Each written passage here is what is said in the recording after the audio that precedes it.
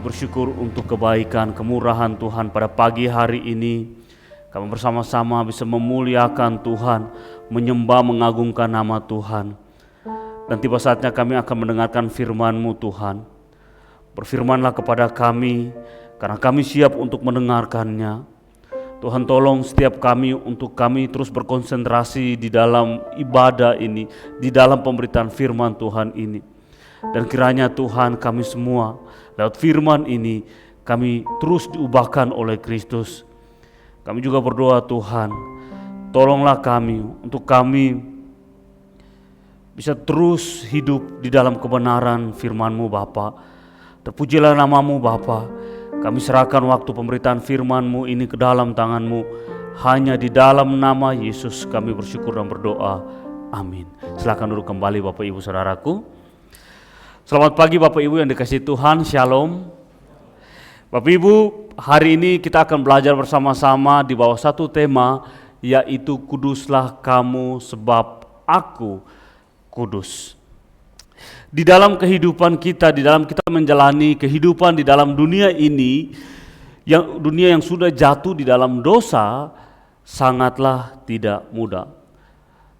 Kenapa? Karena setiap kali, setiap hari kita diperhadapkan dengan berbagai masalah, dengan berbagai pergumulan.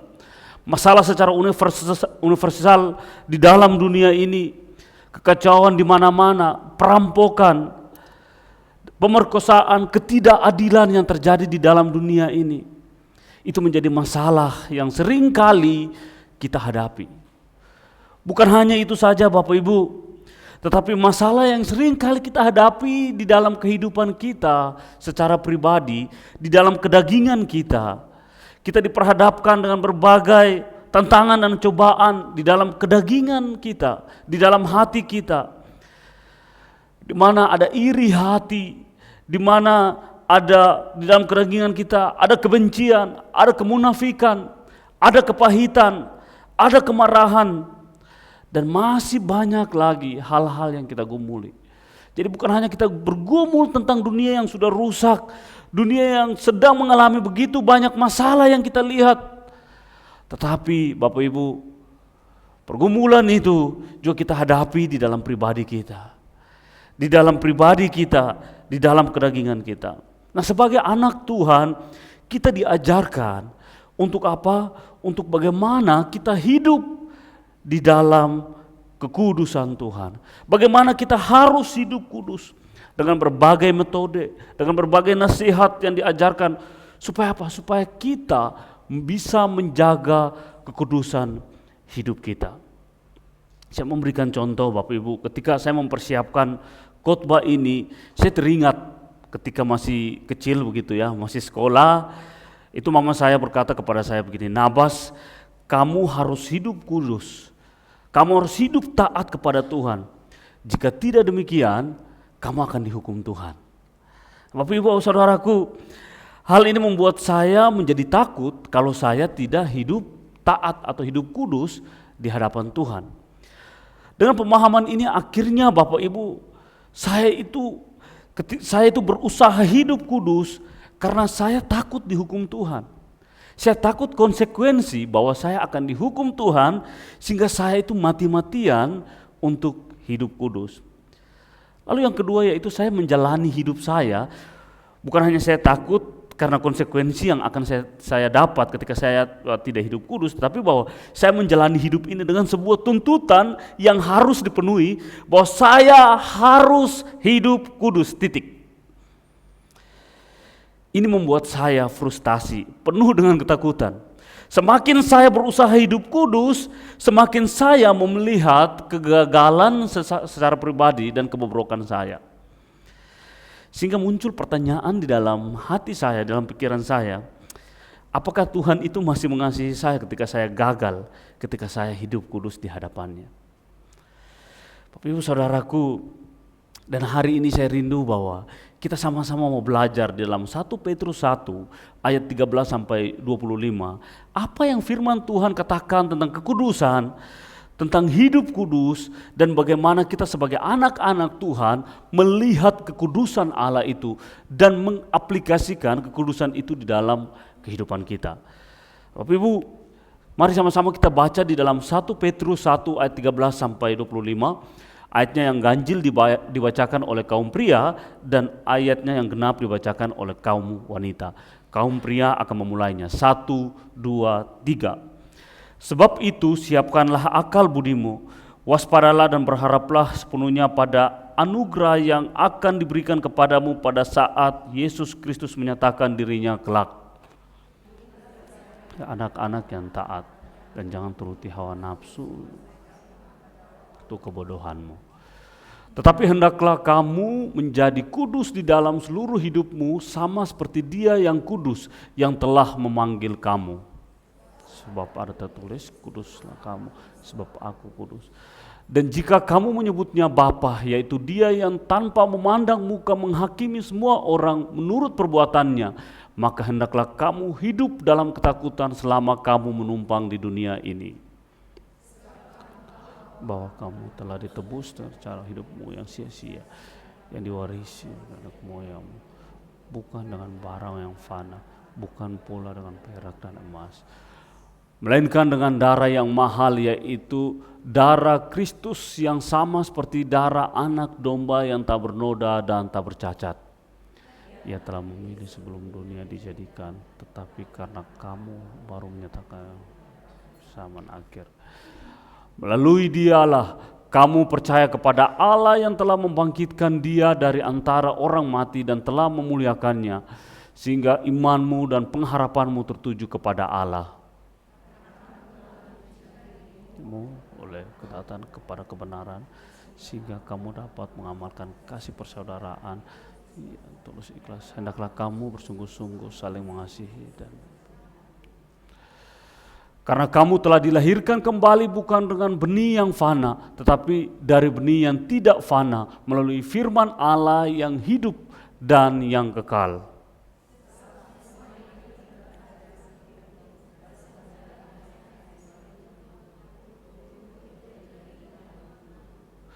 Sama-sama ayat 25, 1, 2, 3. Tetapi firman Tuhan tetap untuk selama-lamanya.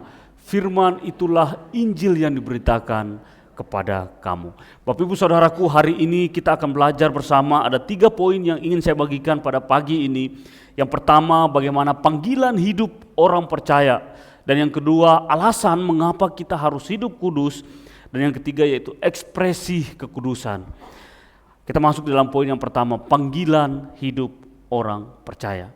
Bapak Ibu Saudaraku, kalau kita melihat di dalam perikop ini, firman Tuhan dimulai dengan sebuah kalimat, sebab itu. Kalimat ini adalah kalimat penghubung dari perikop sebelumnya. Jadi Bapak Ibu, setiap kali saya selalu mengingatkan kepada setiap kita yang membaca firman Tuhan, ketika melihat sebuah perikop lalu ada kata sebab itu, karena itu, oleh karena itu, maka kita perlu melihat apa yang sedang diceritakan di bagian sebelumnya. Dan kita bisa melihat bahwa perikop ini sebelumnya berbicara tentang orang-orang percaya yang sedang mengalami berbagai pergumulan dan pencobaan. Di dalam penderitaan yang mereka alami atau orang-orang percaya ini alami, Rasul Petrus itu mengingatkan kembali kepada umat Tuhan tentang identitas mereka di dalam Tuhan.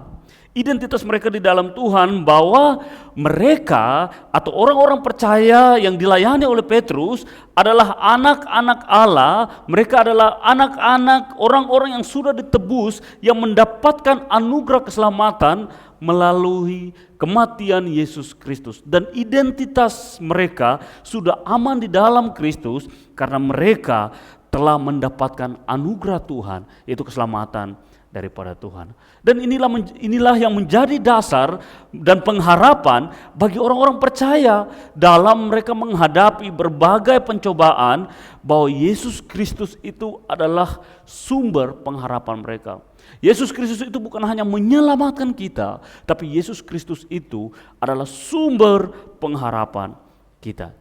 Jadi Rasul Petrus itu ingin mengatakan kepada orang-orang yang sedang mengalami pergumulan pencobaan itu bahwa oke, kamu sudah diselamatkan, Melalui pengorbanan Yesus, identitas kita aman di dalam Tuhan, tetapi ingat bahwa kita masih hidup di dalam dunia yang berdosa, berarti bahwa kita tidak dapat terhindarkan dari berbagai pencobaan, berbagai tantangan kehidupan. Bapak Ibu, dan hal ini menolong kita untuk mengerti setiap kita yang hadir pada pagi hari ini, setiap kita yang sedang mengikuti ibadah ini, bahwa identitas kita juga itu sudah aman di dalam Tuhan melalui pengorbanan Kristus, melalui anugerah keselamatan yang Tuhan berikan.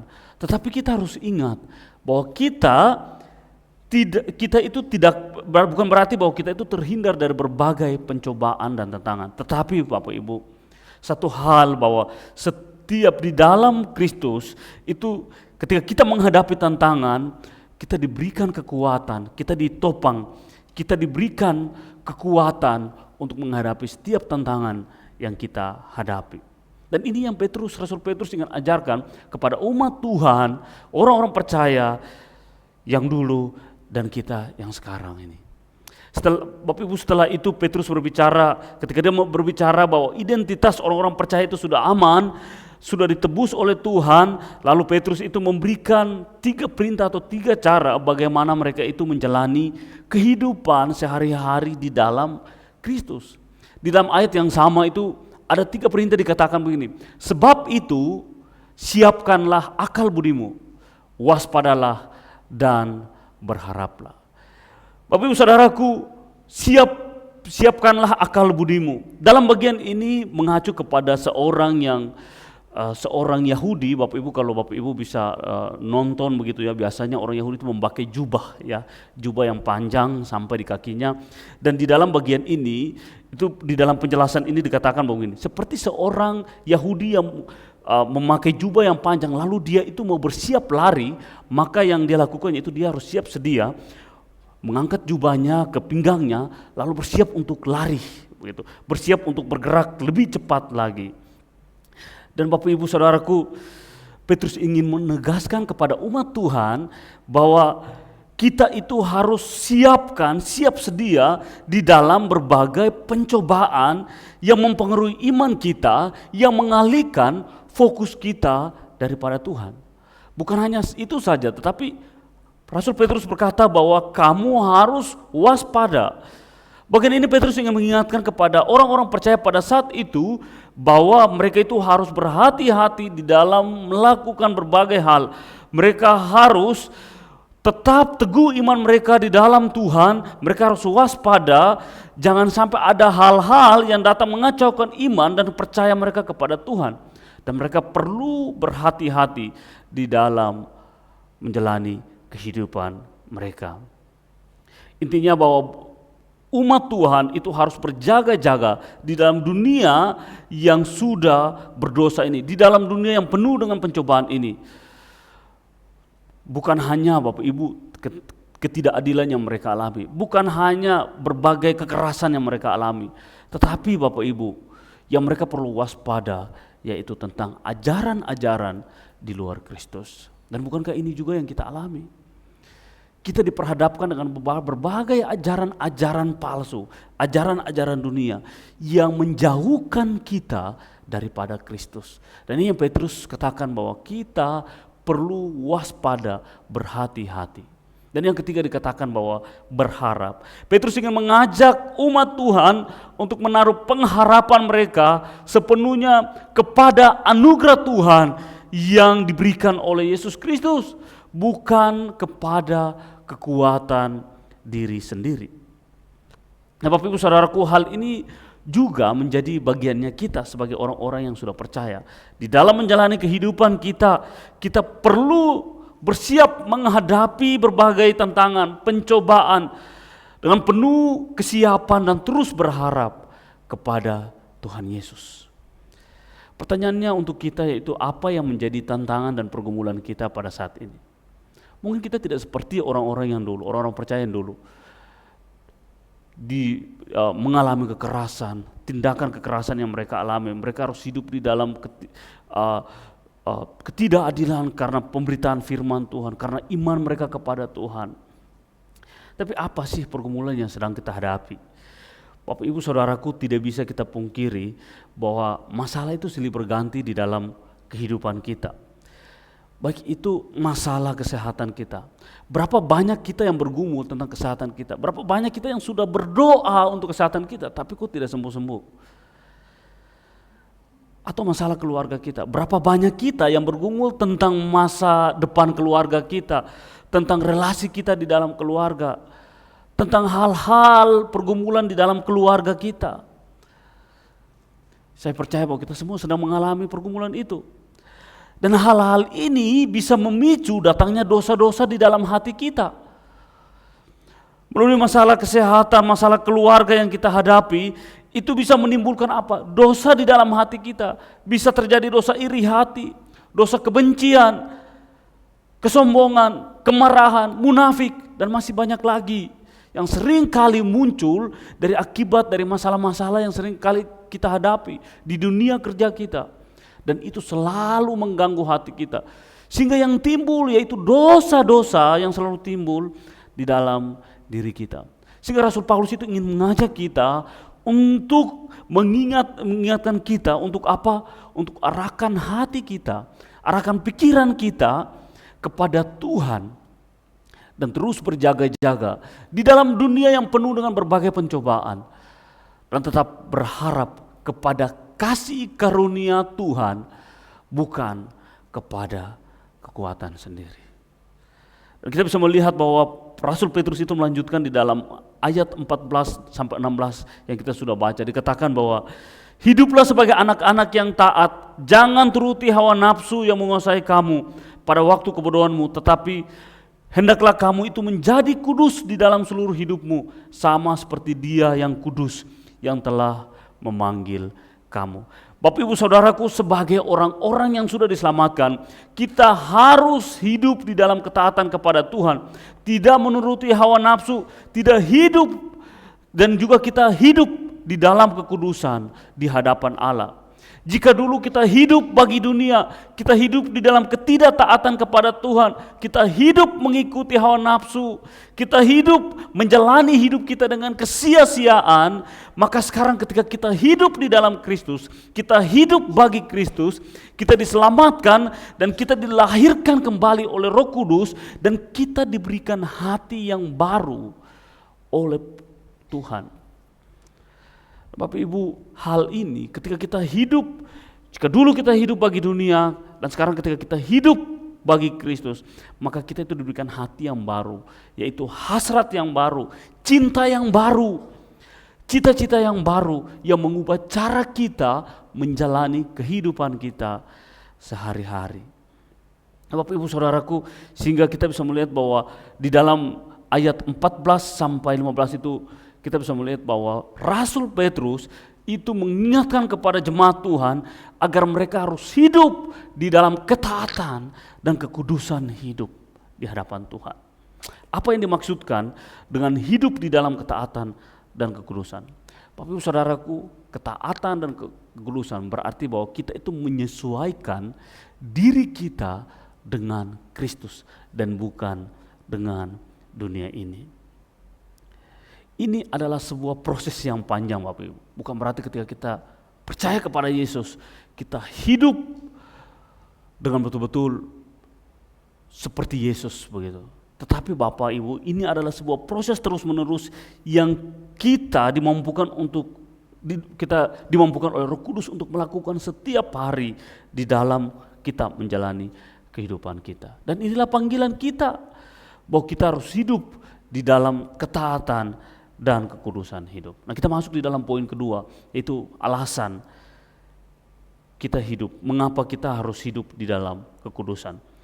Bapak Ibu Saudaraku, di dalam ayat 16 sampai 21 kita bisa melihat bahwa ada dua hal yang ingin saya bagikan untuk kita. Alasan kita hidup kudus di hadapan Tuhan, yaitu bahwa pada hakikatnya Allah adalah Allah yang kudus. Allah yang kita sembah pada dasarnya bahwa Allah yang kita sembah adalah Allah yang kudus, Allah yang suci, Allah yang tidak berdosa.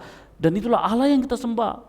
Sebab itu Bapak Ibu Saudaraku, kekudusan Allah itu yang memampukan kita untuk kita bisa hidup kudus di hadapan Allah. Di dalam ayat 17 itu dikatakan bahwa jika kita menyebutnya Bapa, yaitu Dia yang telah memandang, yang tanpa memandang muka menghakimi semua orang menurut perbuatannya, maka hendaklah kamu hidup di dalam ketakutan selama kamu menumpang di dunia ini. Bapak Ibu, di dalam ayat 17 itu dikatakan bahwa kita itu harus hidup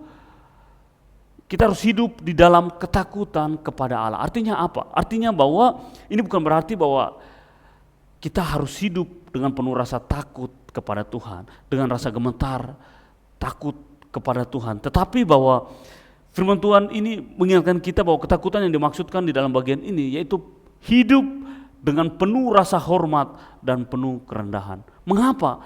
Karena Allah yang kita sembah adalah Allah yang kudus. Oleh karena itu kita harus hidup kudus. Hal yang kedua yang kita pelajari bahwa mengapa kita harus hidup kudus? Alasan kita harus hidup kudus yaitu karena Kristus itu telah menebus kita. Kristus telah menebus kita. Di dalam ayat 18 sampai 19 dikatakan bahwa sebab kamu tahu bahwa kamu itu telah ditebus dari cara hidupmu yang sia-sia. Kita ditebus bukan dengan emas atau perak, tetapi kita ditebus dengan darah yang mahal, yaitu darah Yesus Kristus. Bapak Ibu, alasan mengapa kita harus hidup kudus karena Kristus telah menebus dan menyelamatkan kita. Dan penebusan itu sudah selesai dilakukan di dalam Yesus Kristus, di dalam dirinya sendiri.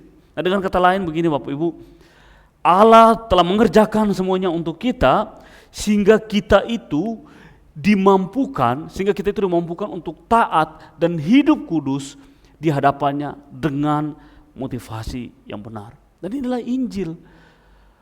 Bahwa kita bisa hidup kudus, kita bisa hidup taat kepada Tuhan karena Allah sendiri sudah mengerjakan untuk kita sehingga kita itu dimampukan di dalam kuasa Roh Kudus, kita dimampukan untuk hidup kudus dan taat kepada Tuhan dengan motivasi yang benar. Sehingga Bapak Ibu, ketika kita memahami bagian ini, maka ketaatan kita itu ketaatan yang penuh dengan rasa syukur. Ketaatan kita itu adalah sebuah respon kepada apa yang Tuhan sudah kerjakan bagi kita. Bukan ketaatan yang menjadi alat untuk transaksional kepada Tuhan, alat untuk barter kepada Tuhan. Misalnya begini, mengapa kita harus berbuat baik? Karena Allah sudah lebih dahulu baik kepada kita. Mengapa kita harus sungguh-sungguh hidup taat kepada Tuhan? Mengapa kita harus sungguh-sungguh melayani Tuhan?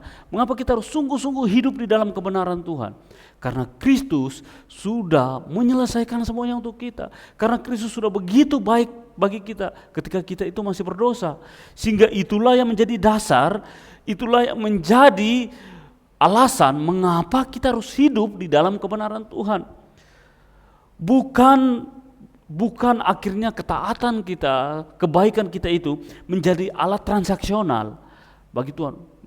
Maksudnya begini, saya harus melakukan A, melakukan B, melakukan C supaya Tuhan itu memberkati saya. Tidak Bapak Ibu. Tetapi kebaikan, semua hal yang kita lakukan itu karena Tuhan sudah memberkati saya. Sehingga itulah yang mendorong saya, memotivasi saya untuk saya itu bisa melakukan segala sesuatu bagi Tuhan.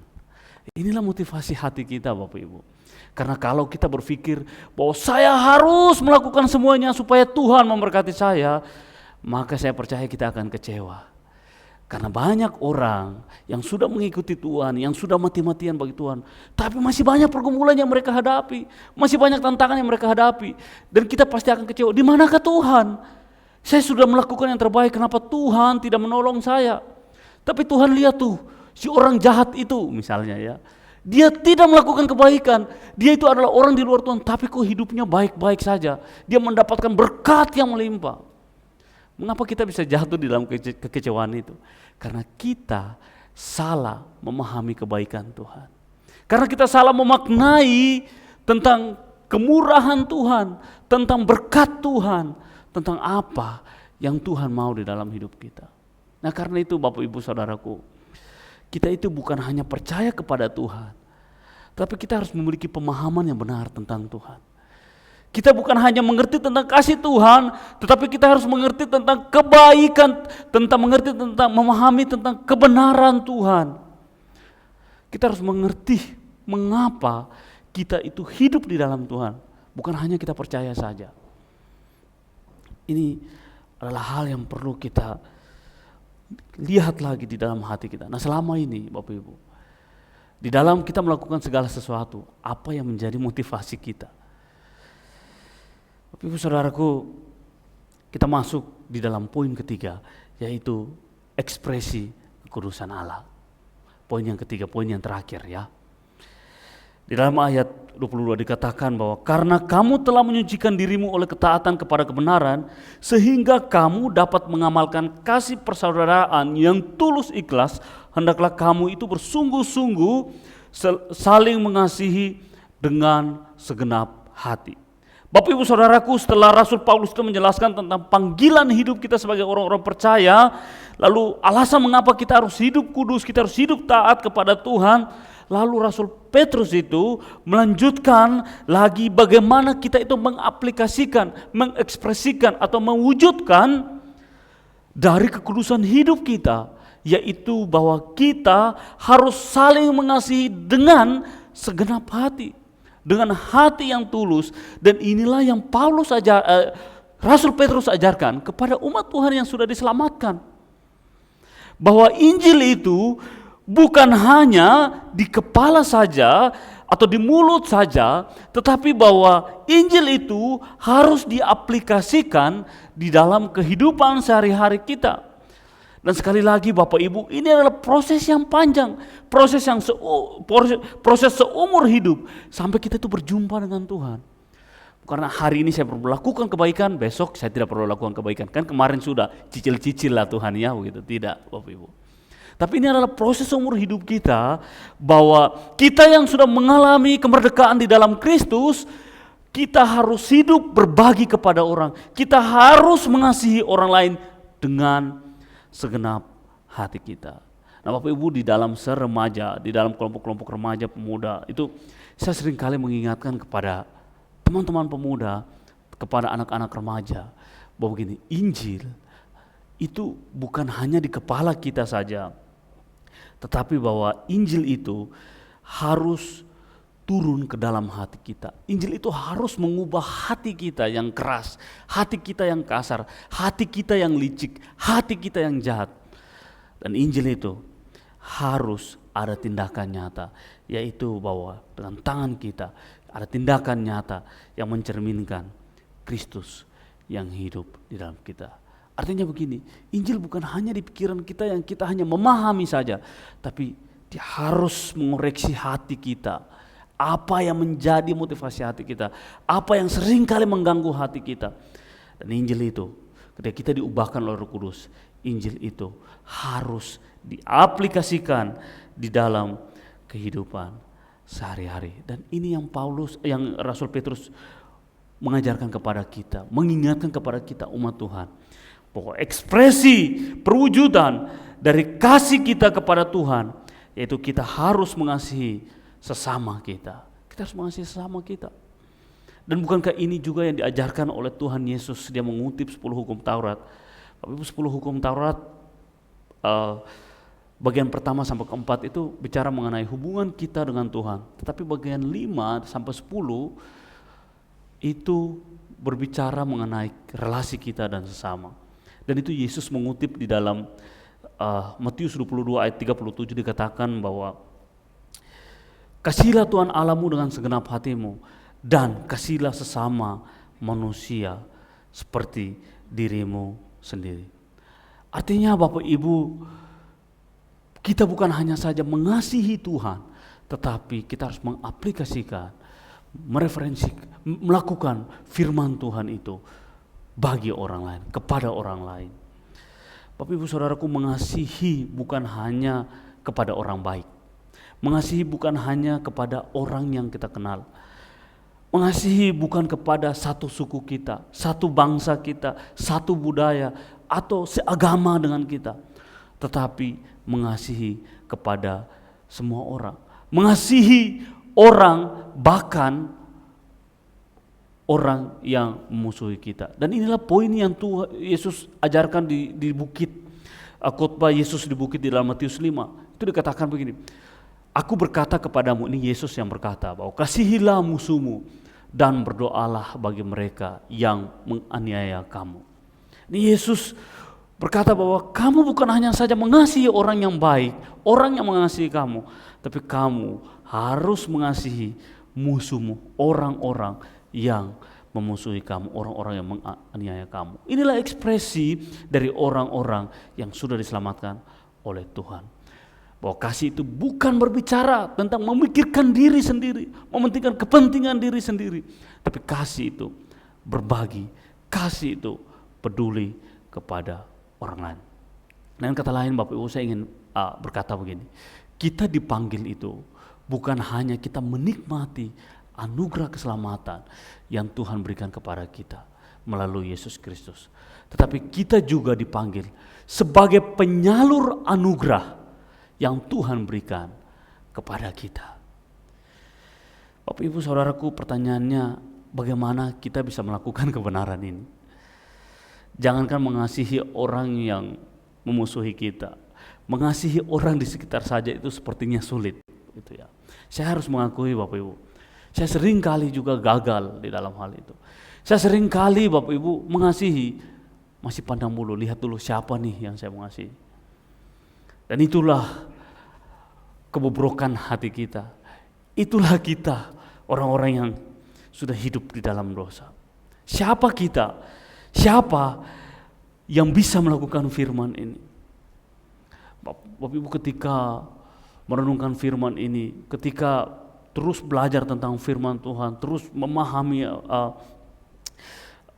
tentang kasih Tuhan yang begitu besar, saya memahami seperti ini, Bapak Ibu. Kita itu tidak mampu mengasihi orang lain sampai kita itu mengerti bahwa kita itu sudah dikasihi terlebih dahulu.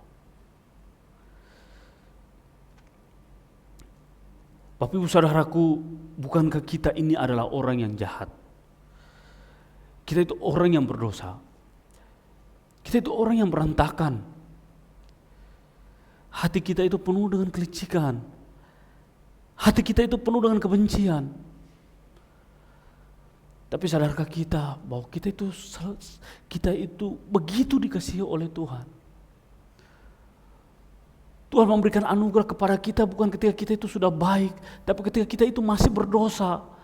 Tuhan itu memberikan anugerahnya kepada kita. Apa buktinya? Buktinya yaitu salib Kristus.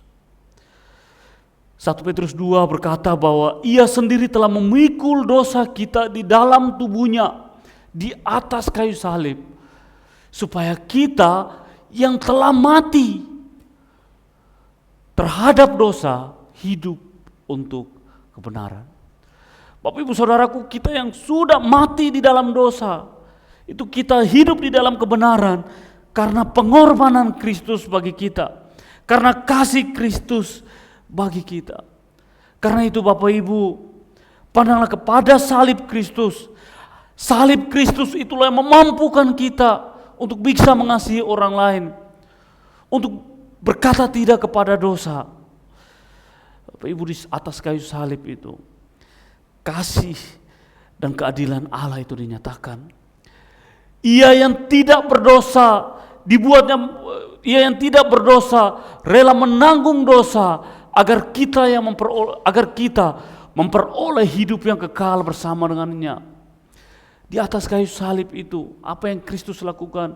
Yesus Kristus itu menerima ketidakadilan agar kita yang seringkali tidak adil, kita yang seringkali tidak taat, itu mendapatkan pengampunan di dalamnya.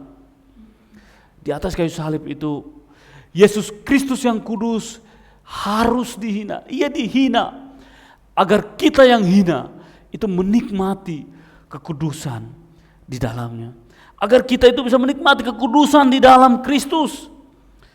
Bapak Ibu Saudaraku, melihat salib Kristus, melihat kebaikan dan pengorbanan Kristus, melihat kasih-Nya yang begitu besar bagi kita, apa respon kita? Apa respon kita terhadap kebaikan, terhadap kasih yang Tuhan telah nyatakan bagi kita? Salah satu seorang teolog dari Inggris, John Owen, itu dia berkata begini, kasih karunia Allah diberikan bukan untuk membuat kita nyaman, tetapi untuk menjadikan kita kudus. Kasih karunia Allah melalui pengorbanan Kristus bagi kita bukan membuat kita, bukan menjadi sarana untuk kita memperoleh kenyamanan, bukan menjadi alat atau sarana untuk kita itu melakukan segala kebahagiaan duniawi. Kita hidup untuk dunia. Kasih karunia Kristus itu bukan supaya kita itu hidup seenaknya. Kasih karunia Tuhan itu bukan membuat kita akhirnya mentoleransi dosa. Kasih karunia Tuhan, karya penebusan Kristus itu bukan membuat kita menjadi orang-orang Kristen, anak-anak Tuhan yang gampangan, yang bebas melakukan dosa, yang hidup di dalam dosa. Melainkan kasih karunia Tuhan itu menjadikan kita kudus. Kasih karunia Tuhan itu mentransformasi hidup kita, mentransformasi hati kita serupa dengan Kristus. Bapak-Ibu saudaraku, inilah kasih karunia Tuhan yang Tuhan mau. Bahwa ketika kita sudah mengalami kasih itu, bukan membuat kita menjadi orang yang gampangan, orang Kristen yang gampangan, orang Kristen yang akhirnya ya sudah, Tuhan sudah selamatkan saya lakukan dosa saja, toh pasti Tuhan akan mengampuni saja. Tidak. Tapi orang yang sudah mengalami kasih, kebaikan, kemurahan Tuhan, responnya kepada karya itu, dia akan hidup. Dia akan dimampukan untuk hidup taat. Dia akan dimampukan untuk hidup kudus. Dia akan dimampukan untuk hidup bagi Tuhan. Dia akan berkata tidak untuk dosa. Dan dia akan hidup bagi kemuliaan, bagi hormat, bagi Tuhan. Pertanyaan reflektif untuk kita. Apa yang seringkali menjadi penghalang hati kita untuk kita itu hidup kudus dan taat di dalam Kristus? Yang kedua yaitu apa motivasi hati kita ketika kita itu berusaha hidup kudus di hadapan Tuhan? Apakah kita hidup kudus karena takut dihukum Tuhan seperti saya ketika awal-awal percaya kepada Tuhan, ketika masih kecil itu? Apakah saya hidup taat kepada Tuhan karena saya takut nanti Tuhan marah saya, nanti usaha saya bangkrut, nanti saya sakit-sakitan, sehingga saya harus taat kepada Tuhan, sehingga saya harus hidup kudus kepada Tuhan? Apakah demikian? Atau kita mau hidup kudus dan taat karena nanti dibilang kamu percuma orang Kristen tapi tidak hidup seperti Kristus, begitu. Sehingga karena takut kita ditolak oleh orang lain, takut kita tidak diterima oleh orang lain, takut kita tidak diakui oleh orang lain, sehingga kita itu berusaha dengan kekuatan kita untuk hidup kudus. Ataukah karena kita telah melihat keindahan kasih karunia Allah, pengorbanan Kristus di atas kayu salib? Ini dua hal yang sangat berbeda.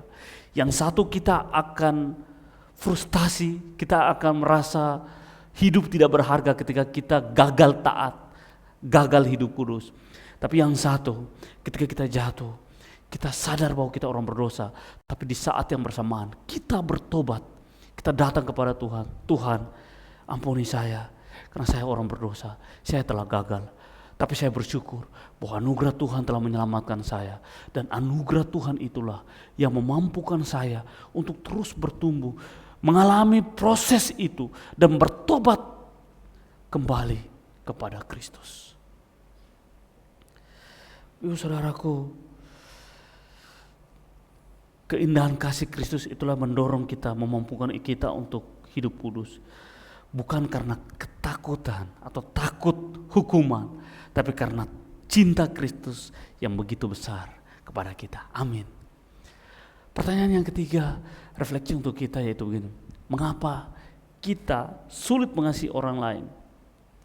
Bukankah Kristus itu sudah dahulu mengasihi kita yang berdosa? Kasih Kristus itulah yang memampukan kita, yang mendorong kita untuk mengasihi orang lain. Karena itu Bapak Ibu Saudaraku, pandanglah kepada salib Kristus. Di dalam menjalani kehidupan kita di dunia yang begitu rumit, di dalam dunia yang berdosa ini, tidak ada cara lain selain kita pandang kepada salib Kristus, kepada pengorbanan Kristus. Yesus Kristus yang bernilai itu rela mati bagi kita yang tak bernilai, agar kita yang tak bernilai ini menikmati sukacita, menikmati kebahagiaan, menikmati damai sejahtera, menikmati keselamatan di dalam Kristus. Moga kita sungguh-sungguh datang kepada Tuhan. Moga kita sungguh-sungguh melihat tentang keindahan kasih Tuhan yang begitu luar biasa. Moga kita sungguh-sungguh menaruh pengharapan kita, hidup kita kepada Tuhan. Bapak Ibu meresponi firman ini, saya mengajak pemusik untuk ke depan. Mari sama-sama Bapak Ibu, saya mengambil waktu 1-2 menit ini, kita mengoreksi hati kita. Apa yang sering kali menjadi berhala, apa yang sering kali mengganggu hati kita, apa yang sering kali membuat kita jatuh di dalam dosa, apa yang sering kali membuat kita takut datang kepada Tuhan. Mari kita lihat hati kita. Bukankah Kristus itu sudah begitu baik bagi kita? Bukankah cintanya itu sudah sempurna di atas kayu salib? Di atas kayu salib Kristus itu berkata, sudah selesai. Dan itu cukup bagi kita. Kasih karunia Allah itu cukup bagi kita. Dan itulah yang menghidupkan kita. Itulah yang mendorong kita. Itu yang memampukan kita. Itulah yang menjadi alasan. Itulah yang menjadi dasar untuk kita hidup bagi kemuliaan nama Tuhan. Satu firman Tuhan, kiranya firman ini menjadi bagian dalam hidup kita. Mari kita sama-sama katakan, ingat kasih